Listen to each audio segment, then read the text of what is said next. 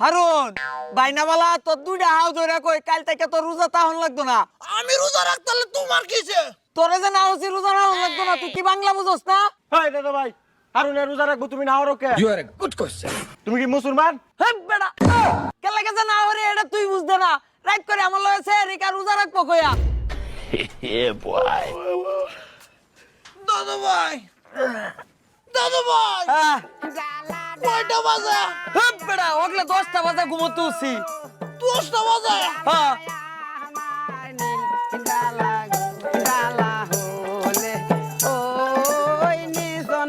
দাদু ভাই, আর কয় ঘন্টা আছে?